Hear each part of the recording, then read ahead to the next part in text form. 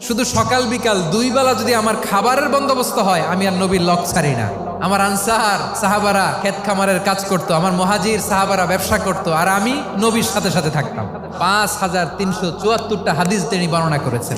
সবচেয়ে বেশি হাদিস বর্ণনাকারী সাহাবী আবু হুরায়রা রাদিয়াল্লাহু তাআলা। বিড়ালের বাবা কি করতেন? খালি হাদিস মুখস্থ করতেন। হাদিস প্রিজার্ভেশনের কাজে বিশ্বনবী ওনাকে কাজে লাগিয়েছেন। উনি একদিন বলেন, ইয়া রাসূলুল্লাহ আসমাউ মিনকা কাসীরান ফালা আহফাজু। নবী, অনেক কথা শুনি, আমার মনে থাকে না। বিষ্ণু বললেন, তাই তোমার চাদরটা বিছাও। আবু হুরায়রা বিছালেন। বিশ্বনবী হাত বুলায় দিলেন। এরপরে অনেক হাদিস বর্ণনা করলেন। আবু হুরায়রা বলে, তারপর থেকে বিশ্বনবী যাই বর্ণনা করে আমি শুনি আর একটাও বলি না। এখন সুবহানাল্লাহ। বিশ্বনবী ওনাকে নবীর এই যে লক্ষ্য হাদিস প্রিজার্ভেশনের এই দায়িত্ব দিয়েছেন সাইয়েদনা আবু হুরায়রা রাদিয়াল্লাহু তাআলা আনহুকে। আপনারা কি খেয়াল করেছেন কত বড় চৌকস ট্যালেন্ট হান্টার ছিল আমার নবী? এক একজনের এক এক ট্যালেন্ট, এক একজনকে এক এক দায়িত্ব দিয়েছেন, এক একজনের প্রতিভাকে এক একভাবে বিকশিত হওয়ার সুযোগ দিয়েছেন। আওয়াজ করে বলেন ঠিক কি না?